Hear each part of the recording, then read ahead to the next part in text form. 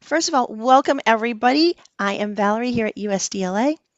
I want to welcome you to the Free Friday webinar series. Some of our favorite words there. We get to learn at webinars. It's free. It's Friday. That makes us happy usually. Unless you have one Yay. of those schedules where you have to work the weekend. I understand that happens sometimes. But welcome everybody, and we'll let some more people in because that's my other favorite thing to do here at the beginning is get everybody situated and make sure you get the chat window open because when I turn things over to Dawn, it's going to get engaging and you're going to want to chat and it's free, another free thing. So get there in the chat and get ready for that. All righty. So today, as I said, we have the amazing Dawn Mahoney here. I just gave you that special title because you are. And she's going to be talking to us about reuse, repurpose, and upcycle. But before that, as I said, I have to just remind you a couple of quick things. We do have other upcoming webinars. We try to do this, as I say, almost every Friday. We have to take one off now and then, and you all have to take one off now and then. But next week, we do have for our particularly it applies to a lot of people, but particularly for our people who work with the littles, for our K through 8 crew. We have Shannon Davis coming in, but it's also really relevant because what I love about USDLA is people who are dealing with cross constituent things. So it's K-12, but she's going to be talking about how they work with university partnerships and using data to make all of these wonderful things happen. So that's next week. Make sure you come back for that if that is in your space. Also, make sure go back and see the old ones. You might have missed something. You might not have been here with us. We've had a lot of amazing sessions. One of my personal favorites, Dr. Frederick Worrell, he's actually using AI to create generative courses so that each of the students has a personalized experience. He's doing some really cool things. You may want to go check out that. That is going to be over there at usdla.tv, where the recording of this session will go after we finish recording it. So if you missed something, you want to go rewatch something, don't worry, you will have access to it. That's at usdla.tv. That's our YouTube channel. If you're not subscribed, please click all the buttons, the subscribe and the likes and all the things. All right. Now, unfortunately, some of our content is in the member area. So if you're not already a member, we encourage you to help support us by becoming a member. We have various levels of membership, individual, institutional. If you're finding this helpful, please know that it is produced in large part due to the support of our members and vendors and sponsors and partners and all those special people that help us to do this. So one of the sessions that we had recently was about an accessibility program at UCO. They did some amazing work, but unfortunately, you got to be a member for that one. But we do have a 60-day free trial membership, so not to worry if I 60 understand. days. 60 days. I know, Dawn, I right? know, that's You could go in great. and binge watch. You could go in and binge watch a whole lot of content. Maybe you have a little time off around the holidays, grab some cocoa or whatever your beverage is this time of year. I know some of you are in very chilly locations right now. Not so chilly where I am, but that's okay. And we're going to let some more people in because the more the merrier in Yay. here. And that's another reason we do these announcements because it gives people a chance to switch between appointments and meetings and things. All right, a couple of other announcements real quick.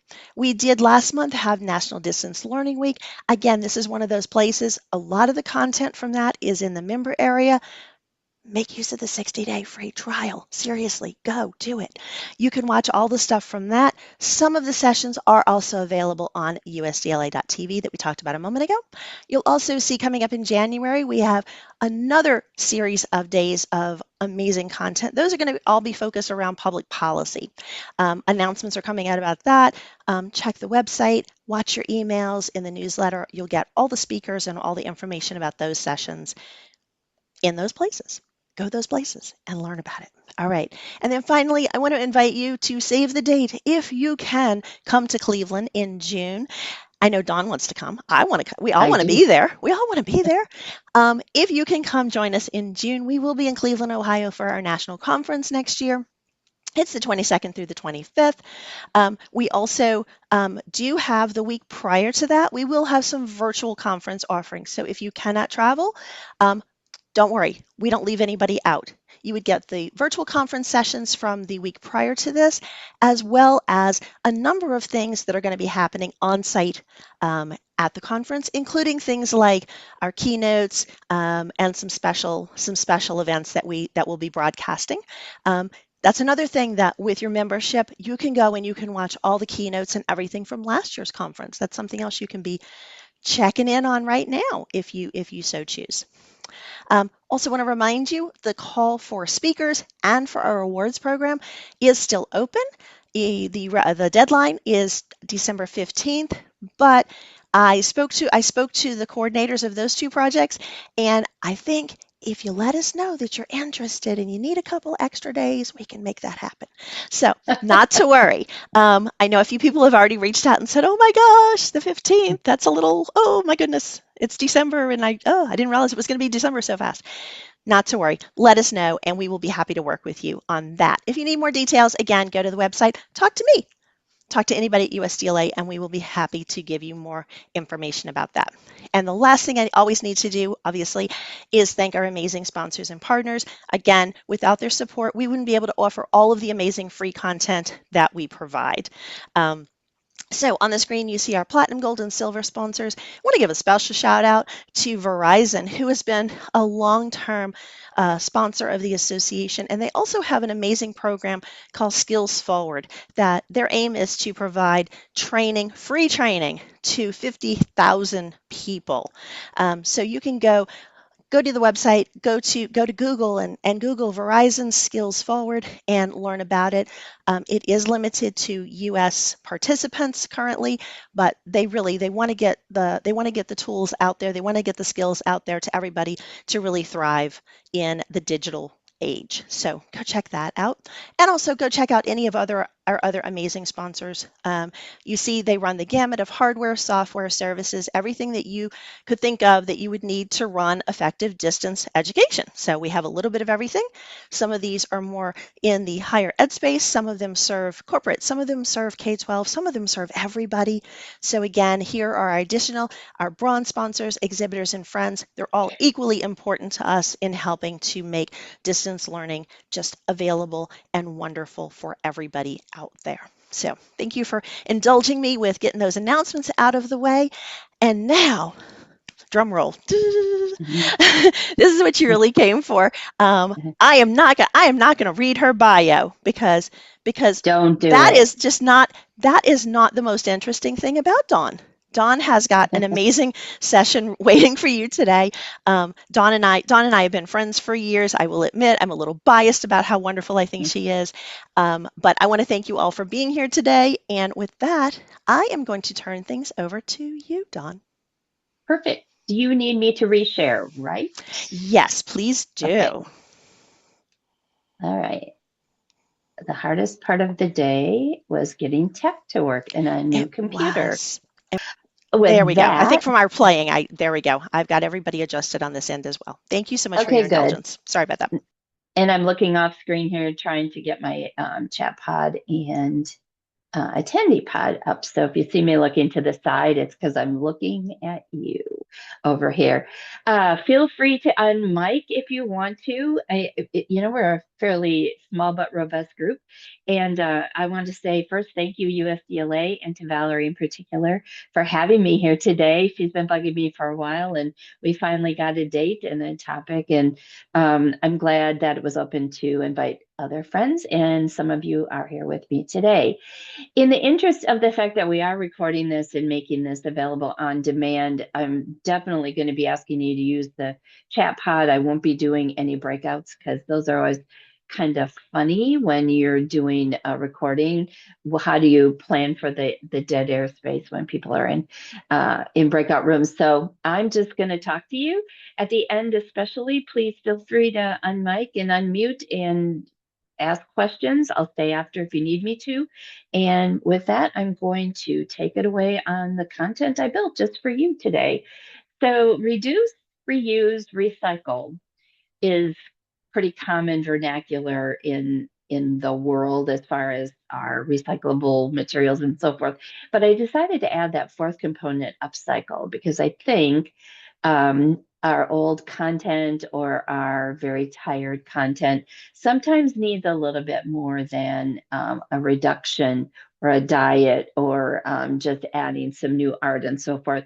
So hopefully by the end of this session today, you can think about your courses and your classes that need upcycling and how you might best be getting started in that process. Here for the questions, please use the chat pod.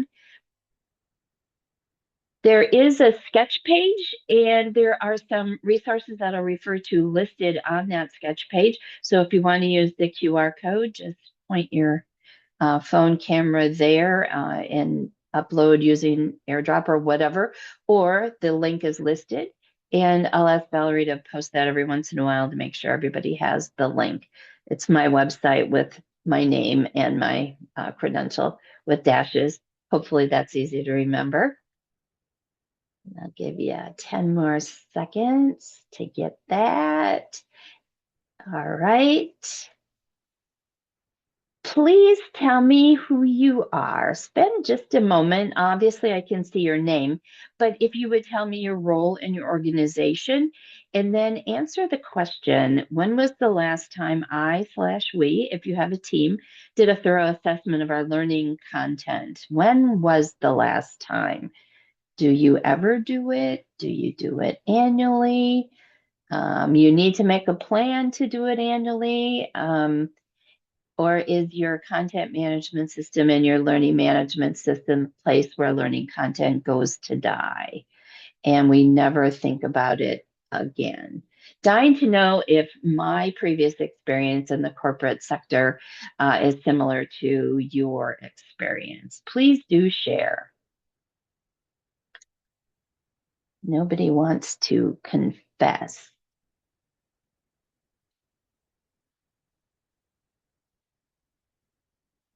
Okay, get my chat pod open.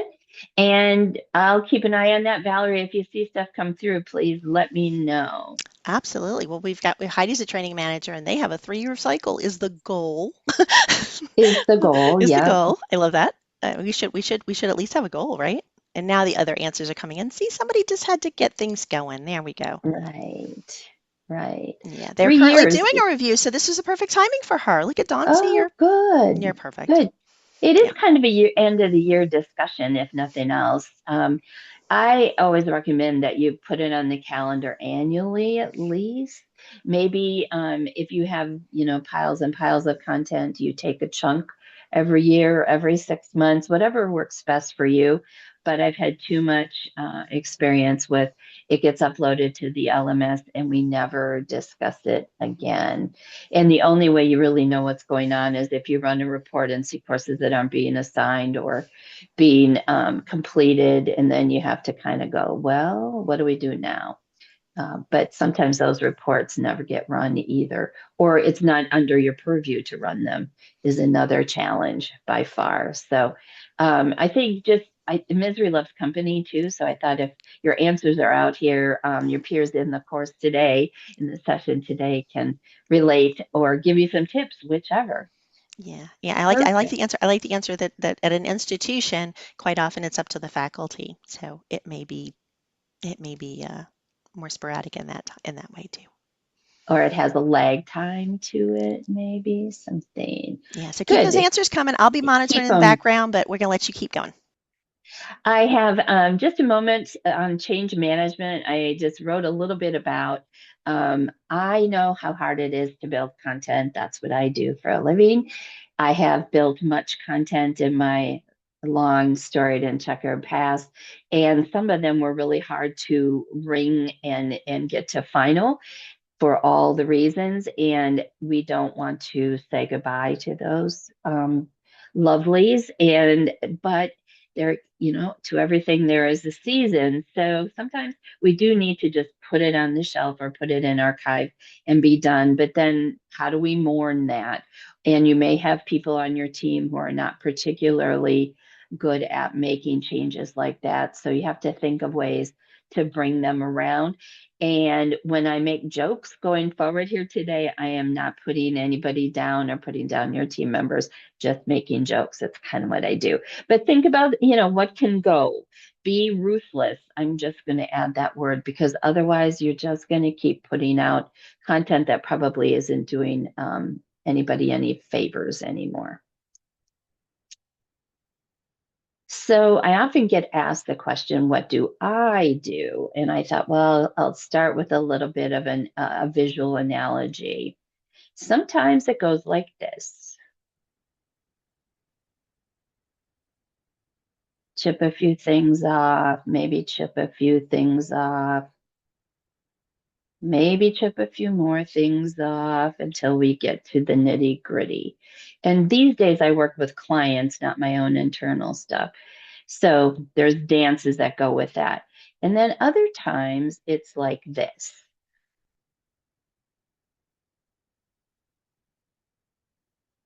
Copied over 15 times they're reading Matthew. Oh my word.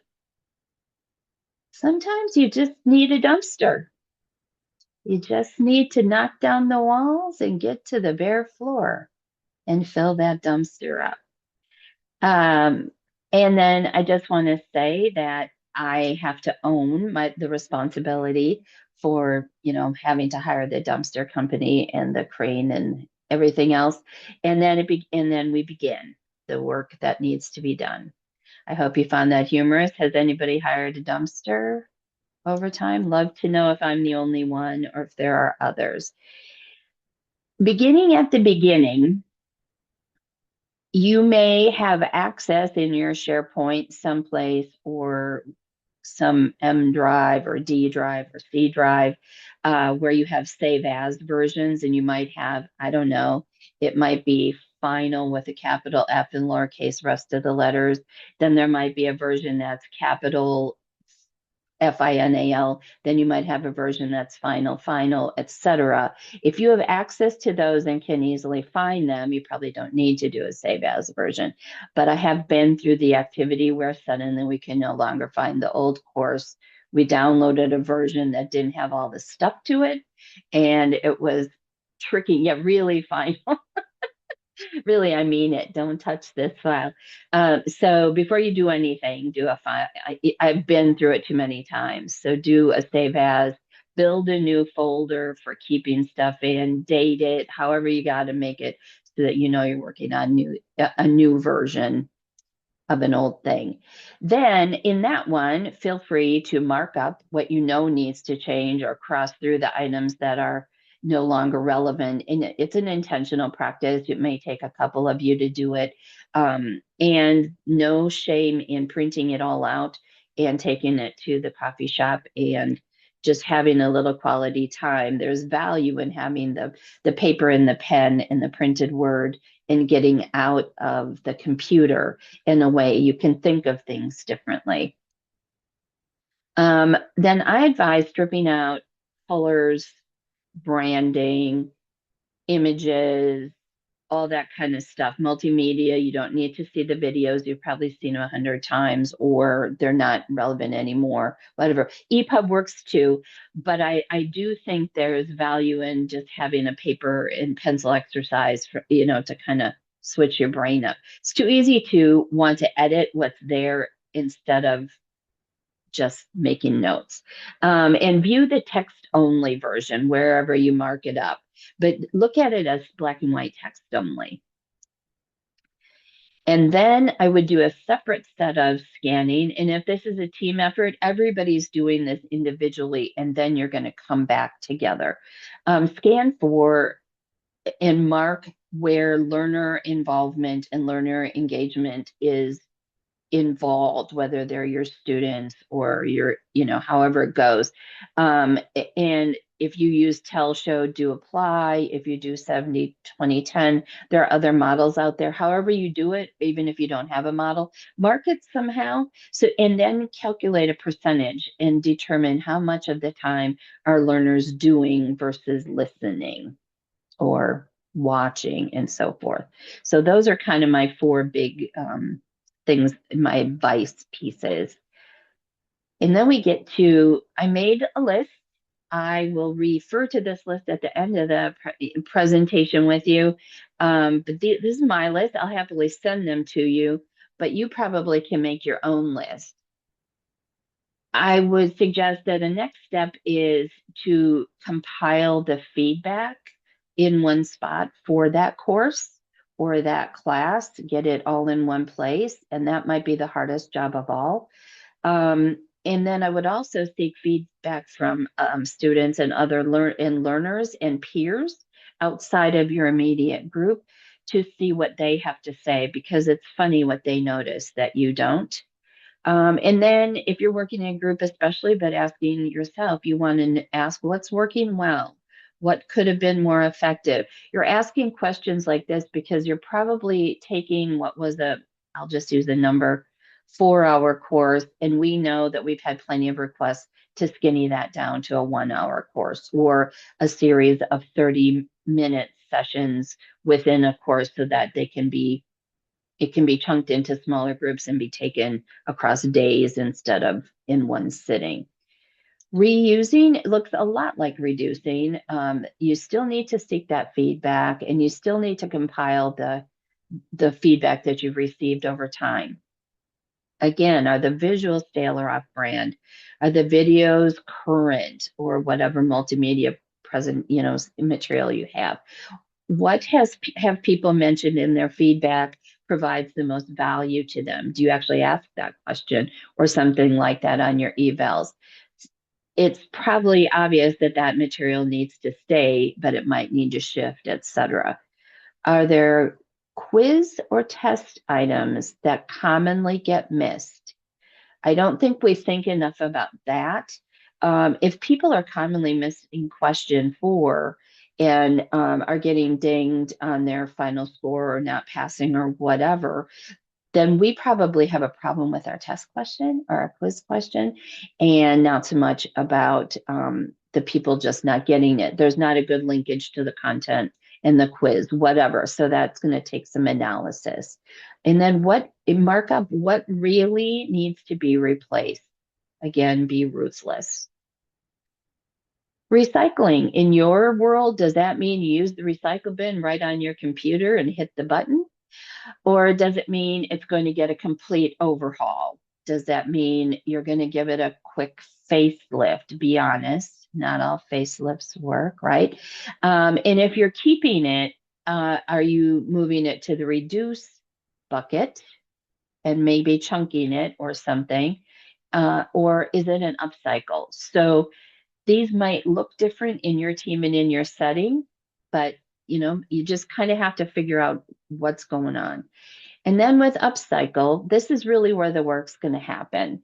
The biggest chunks of work, I would say, you're going to work, work, work, and make it minty fresh. Some things that no longer work when you're making notes to yourself and across your team. Lectures in any form do not work. If you're talking an hour, it's just a video of someone's in-person lecture, that's not going to work anymore. Long videos, people want, whether you realize it or not, people use 2 times or 1.5 times speed because they don't have 30 minutes to watch a video. So be thinking about that when you're adding video content, which I heartily endorse, but maybe it's chunks of video and maybe it's interactive video, something like that. Clip art from however many years ago, we call them icons and graphics and images now, but clip art kind of encapsulates it all. Clip art just for the sake of putting an image on a page doesn't work anymore. Images that don't represent your learning population, I think, is a big one to remember and scrutinize your content for. Images that aren't cohesive and don't look like they belong together. I have a few examples in just a minute of those. What I think does work is the addition of color, using contrast and contrasting colors. So white text on dark screens and vice versa. I'm complementary and contrasting colors on the color wheel. Icons and groupings over just lists of bullet points. Motion graphics for interest, for emphasis, for clarity, for reinforcement. They don't have to be on every, in quotes, slide or every screen, but having them to reinforce is a key element to making this what might be content people have had to complete. I had to do safety training every year with my people and had to have lists when they completed it. And assigning them the same course on the LMS for 5 years or longer was not really going to make the workplace safer. So be thinking about how to refresh. I agree with you, Matthew. Getting these messages across is huge. I'm giving you permission today. So, but also, I'm talking about what I know. You can probably tell that. Representation, as I mentioned in the previous slide, do the people in your slides in your coursework, whatever your courseware is, do they look like who's taking your courses? Have you thought about this recently? Images that are cohesive and look like they belong together. And strategically placed images that compel learners to continue. If your course is in the LMS and they're taking it, what's going to draw them to continue or be distracted? Kind of thinking about how I want to continue. Any items that you would add to the list that don't work anymore, or any items that you have found do work? Heidi says, me just sent me a PowerPoint with random job site photos. Yeah, people know where they work. You're going to hear me say that in a minute again. It's probably on this slide. Um, yeah, job sites are fine, but if you don't know what the things are, then you're not really ahead of the game. How to work with the things that do work is embracing the art of what's possible. And I say that because I want to give you permission to move outside the slide or outside the template and think about what other tools might actually be at your disposal. Can you blend technologies to give a richer learning experience? That's really what we're here for. Yes, Pexel, great free photos and stock footage. I'm a huge advocate for paying money too for tools that have good images that are nice file sizes so you can manipulate them as you need to, and they're permission based and all that stuff. And then I said a minute ago, if you can blend technologies and those sorts of things, let those ideas flourish, especially in a team environment. Also, trust your gut. You've probably been knowing that that safety course that I referred to, or that first aid course that you bought from a company, Life Safety, years ago or something, isn't really it. While it plays on the LMS, is probably not making your workplace safer. Let's think about how we can alternate those things. Trust your gut. And when you begin the process of making changes and updating content, you're going to have messes. I showed you the wrecking ball carnage a while ago. Embrace the mess, because you have to get through all of that to get to the other side. It really is part of the process. I have been in rooms with people where we have printouts of reports and all of our course content from back in the day before PowerPoint. We had overhead transparencies. We had equipment that's had on our laptops that we could show the system, but we had print materials, facilitator guides, and so forth. All that paper laid out in unstapled and out of binders and physically moving pieces of paper. And that's, I'm telling you this not to show how old I am, but to give you a visual metaphor for you really just need to move things around and have it free from its print bindings to be different. And then brainstorm with no limits. If you're a one person deal, you're going to brainstorm with yourself. You're going to do a lot of research. You're going to get online.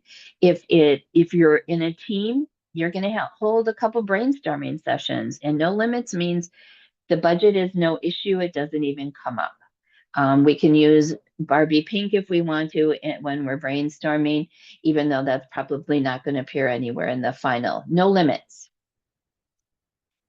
Doodle, dream, scribble, sketch. I'm a huge believer in sketching. And then after you have a fabulous brainstorming session, make sure you've captured all your flip charts or taken photos of your whiteboards or however you did it.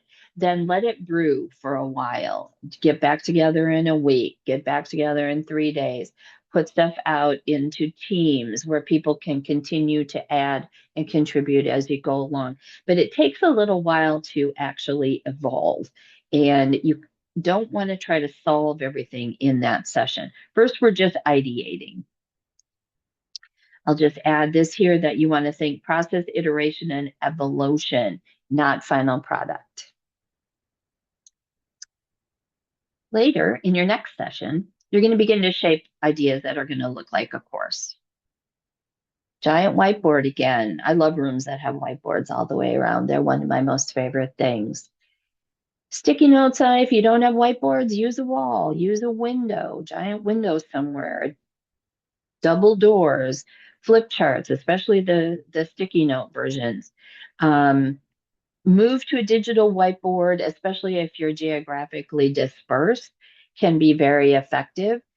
But the big thing here is it's easy once you go to the computer to start actually building out stuff. I find myself just gravitating toward PowerPoint or Google Slides or something, and you're not there yet.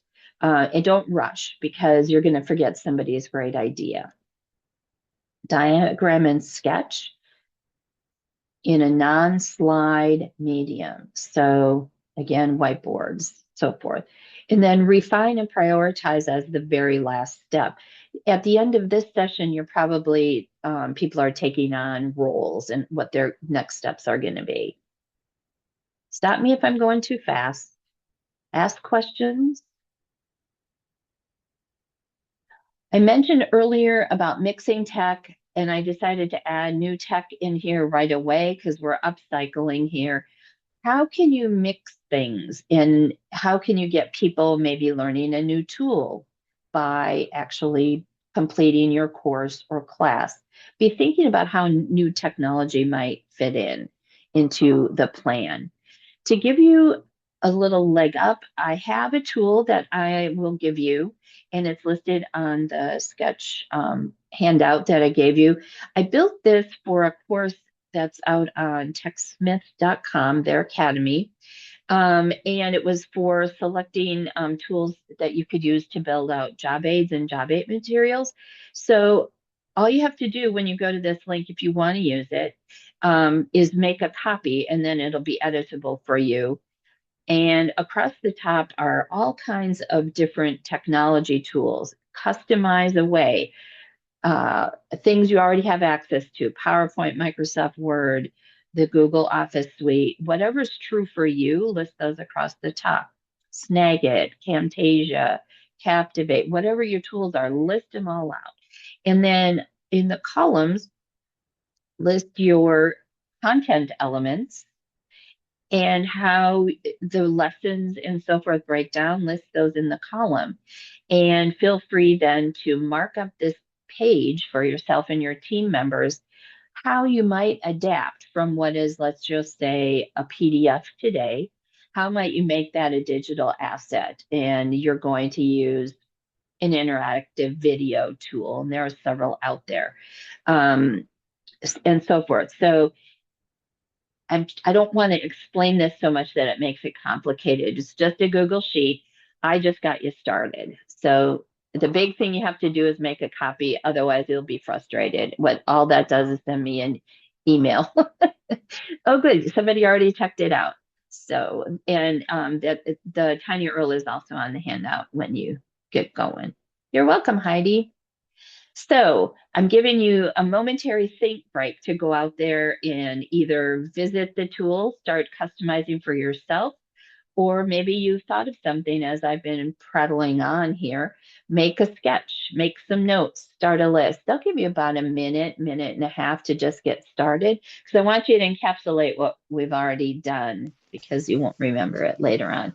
And feel free to type your questions and comments in the chat. Yes, and the tiny URL is in the chat for you. as is the link to Dawn's entire handout because for I the can't session. click it here. That's I'll okay. break something. We have a nice That's sized teamwork. group today. Great. I'll be anxious to see everybody's chat items where I can really read them and absorb them after a while. I just love to know. I'm pretty sure because I know Heidi personally, I bet she's sketching something or eating her lunch and she'll sketch later because I know she will do that. Make some notes, grab post-it notes if that's your jam. I have some here. I even have some with lines, but they never get used, it seems like. I called you out in a good way. You know I love you. And I have colored pens because who doesn't need colored pens? And a I stack of white paper. can't design without color. I don't know. And I I also can. have a pad of the big post-it notes down over here because they stick on the wall. Yeah.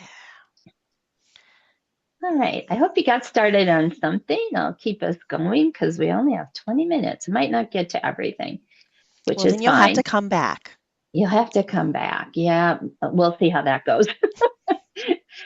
This is just a screen grab rather than going out to the web to show you if you're interested. You go to techsmith.com. Here's where the course is. It's free to take. You just have to give them your email, I do believe. I used to have a link that took directly, but it doesn't work. They've changed their website. So techsmith.com. And I'm a huge proponent of their tools. They're very affordable. They're good people based in Michigan, Wisconsin, based in Michigan by Ann Arbor. So that's about that. I just thought this was kind of interesting to reinforce the tech piece that I've been mentioning. Um, if you don't know about the e-learning heroes, it's a bunch of people who actually use articulate tools and not. You can join, it's free to join, and you can get great ideas for decks, PowerPoint decks, or how to change up your courses, even if you don't use articulate tools.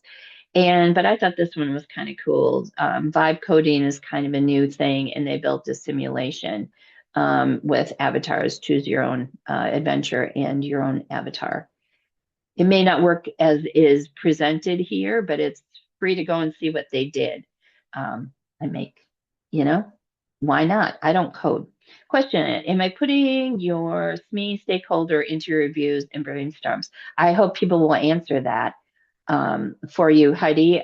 I, of course, in my client work, they are involved. I'm boring answers. New palette and new template is my next topic. Keep typing away in there and please do respond to each other. It's a right size group for doing that. Sometimes courses live out on the LMS or in the content management system forever without ever having been updated to the new colors, the new template, the new logo, those things. So I wanted to for sure to include that here. Also, we often inherit really ugly templates. Yeah, I called them ugly. Every baby's cute, but not every template is pretty. Or the marketing communications department says you have to use this, and it's not really built for doing e-learning, or it's really not good classroom use style slides. It's covered with a lot of junk. So sometimes you have to take those people out to lunch and have a conversation with them about, we want to use your tools, but we need something that's built specifically for our use. And can we compromise and have a discussion? Usually people are open to that once they kind of know what the scoop is. Old school palettes. I have had to work with the brightest red on the planet as a color, which is not in the accessibility spectrum, really. I've had to work with some weird color combinations that you're like, so It might not be an old school palette. It might be a difficult palette. Again, you need to find out who owns that process so that you're not in violation at work, and figure out how you can compromise. But in addition to that, whoops, think about the color wheel that you learned about probably in middle school or higher grades in grade school, and think about how you can work with the colors you have if it's a no-go on anything else, and build gradients might work for you. If you're in the cool color palette, look at all these colors that came up, or the warm color palette. But also thinking about complementary colors, opposite on the color wheel, that can make really interesting, like, visually interesting and learning stimulated content by working in complementary colors. If I don't always love how to build gradients in PowerPoint, so there are other free tools out there. This is one. I've listed it on the handout, and I'm not going to go out there and play with it with you right now, but I encourage you to. Just add your hex values, and then they also have some pre-built ones, kind of like in PowerPoint. Might be an answer for you. You can also get shades, colors, free tool, completely free. No, I didn't have to sign up for anything. If you don't know about Canva, in this day and age, I introduce you to Canva. They have tons of free resources. There's a free version out there. You can use it on your phone. You can use it on your tablet. And there are tons of things out there, but I wanted to just show you this one I thought was really interesting. You can choose this drop-down list, and one of the options is complementary colors. So it'll give you some ideas on how to build those. And you can export them for free or create a graphic using those colors, etc. So also on the handout list.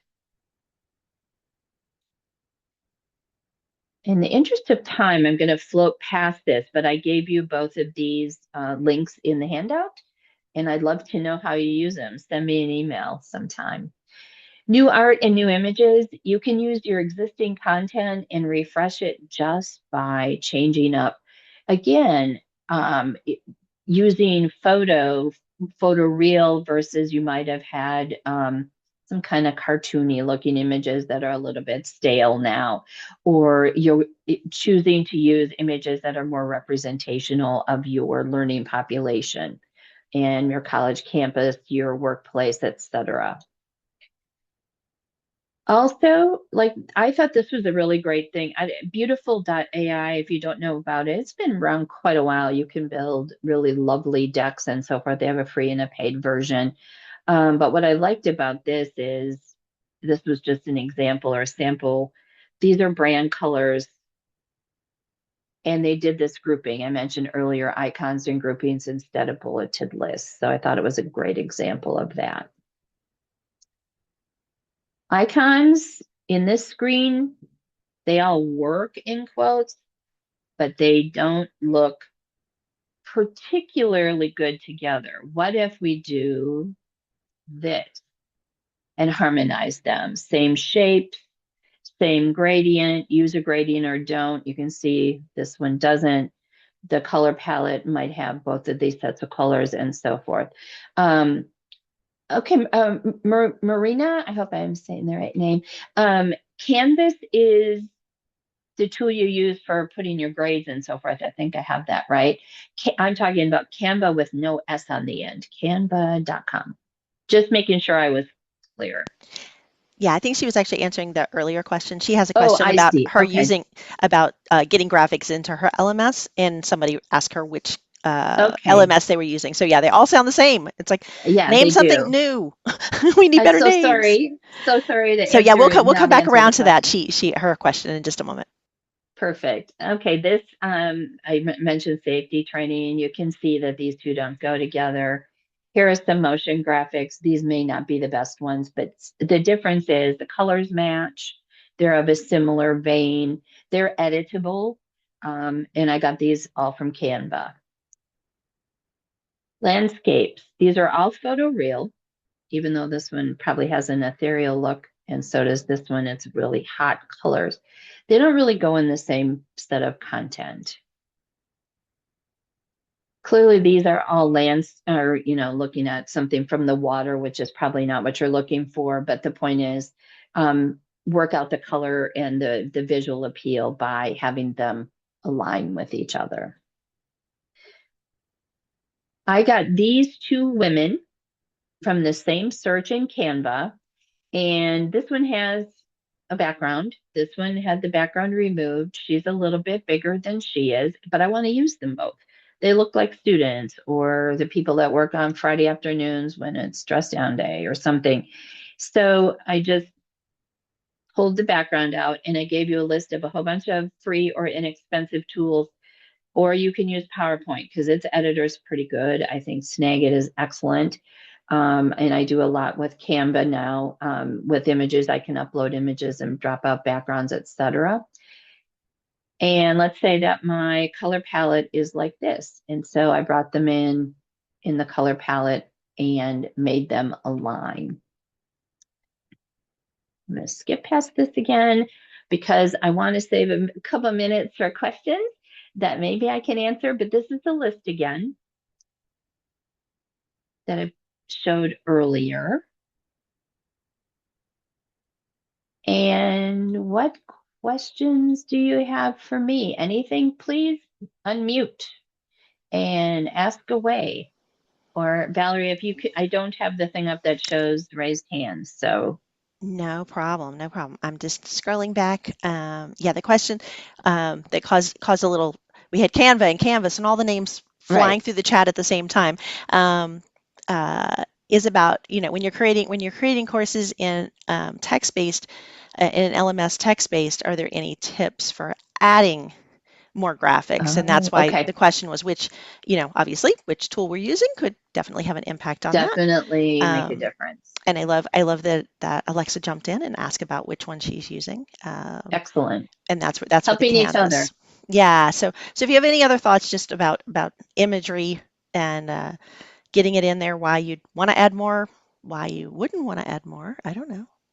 And I worked on a large project for the state of Wisconsin specifically several years ago, and we didn't have an LMS for any of our courses. They were all uploaded to a media server.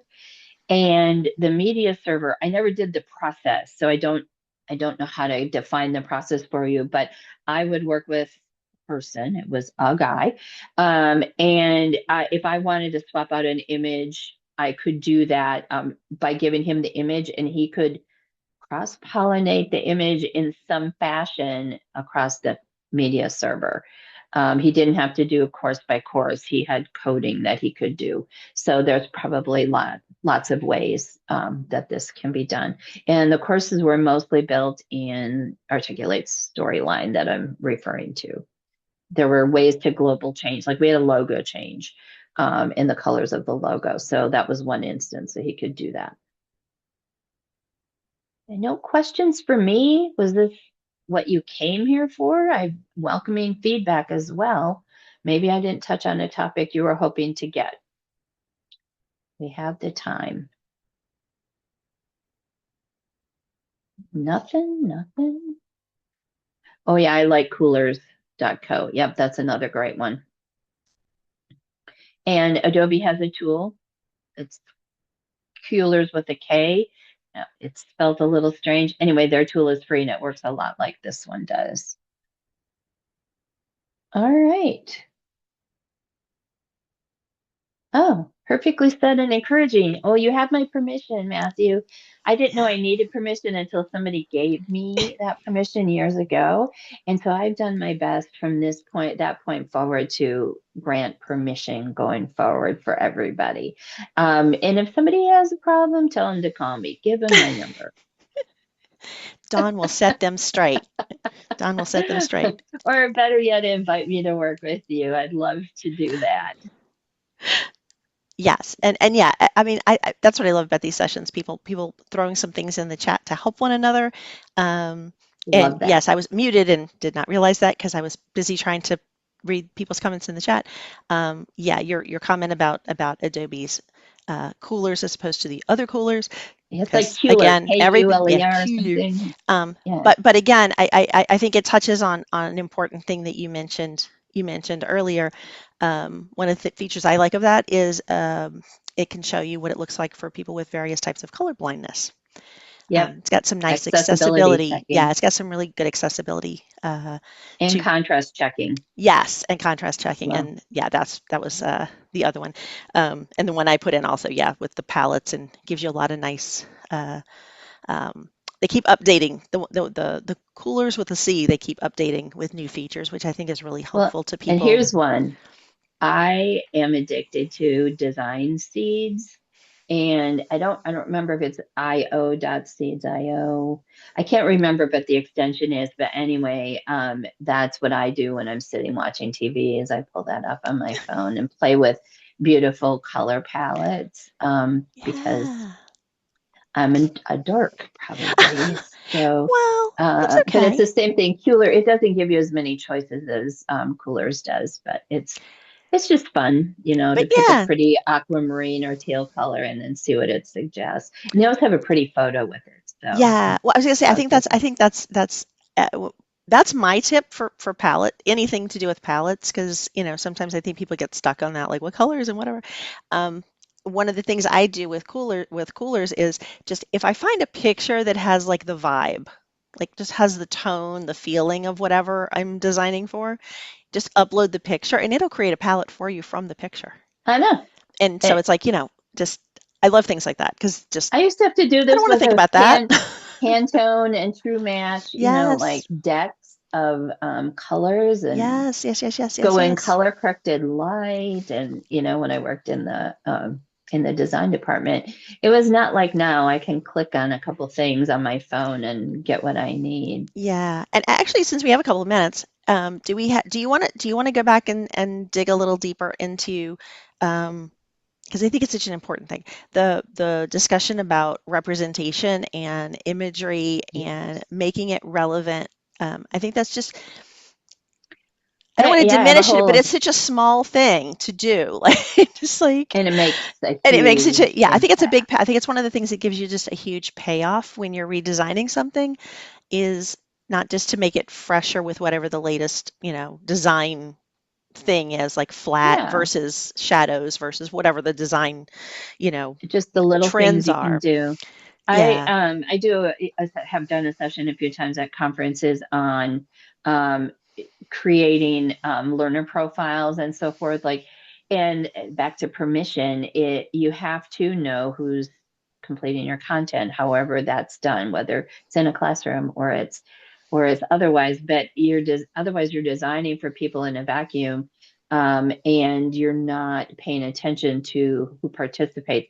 You might think you're, back in the day, and certainly as an instructional designer for a long time, it's easy to think about everybody sitting in a college campus course is 18 to 22 years old wearing blue jeans with rips in the knees and et cetera, et cetera. And the reality is you have mothers with 3 children and you have people my age and have gray hair but you have to do the work to know who's sitting there.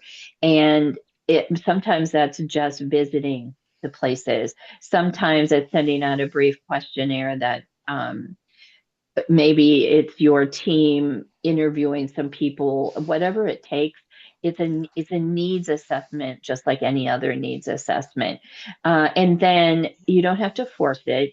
Representation um, doesn't mean that we have to make sure every photo has every color of Benetton for people who are old enough to know that ad, or the spectrum of all the racial identities and so forth. It means that we pay attention to who's there and migrate, whether the skin color is a huge factor or not, make it look like people and populate accordingly. Every photo doesn't need to have 25 different people of various shades of skin tone, et cetera, but that populated throughout your materials, you're paying attention. And it's not just in one set of materials, that's part of a design discussion and decision up front.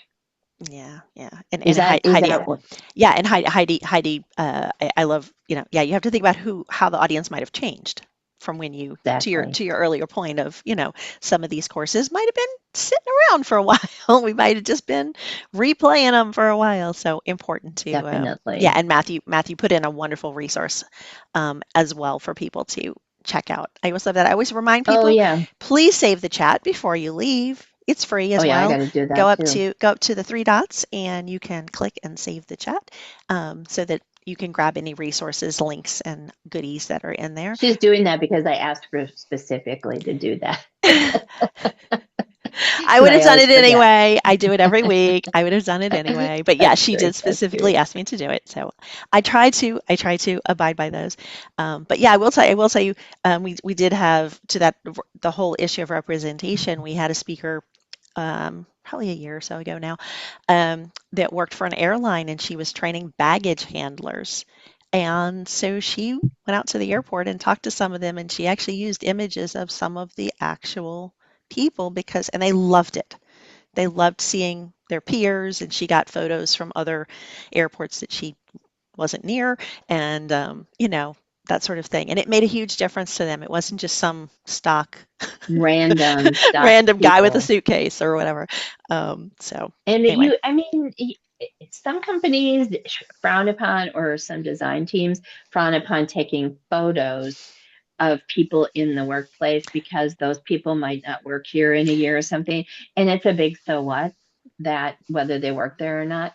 yeah, You would do better if you can't afford to buy an image service, for instance, where you could actually, have royalty-free images to use in this manner. You'd be better off having photos of your people, even if they don't work there in a year. But if they're yeah, performing tasks and specific on equipment and all that kind of stuff, you're better off taking photos of your own people, their yeah, own hands doing the things. And representation can be there in skin tone at a close up of hands from the wrist down, etc. Like it all matters there. Oh, the chat will save probably to your notes or your downloads, yeah, generally speaking, unless you have something else set up yeah. in your Zoom or on your computer. Yeah, I hope that if you have helps. Zoom saved, yeah, if you have the Zoom client loaded locally, there's actually a folder in Zoom, so you can just on your computer go to search and search Zoom, and it usually will bring them up. So results Well, may vary depending on where you are. I'll say a verbal thank you for everyone that's still here, Yes, officially in. I don't know if you want to stop the recording. If anybody wants to go unmute and ask I something will out loud, do that. I will do good that. to do it. I just, before I stop the recording, I will say a huge thank you to those who attended, but mostly to you, Dawn, for coming in today and sharing the resources, sharing your wisdom. And with that, I will end the recording, but don't forget to come back and see us at another webinar because we're here. We do this all the time, Every frequently. Friday. So we will see you next time. Thank you.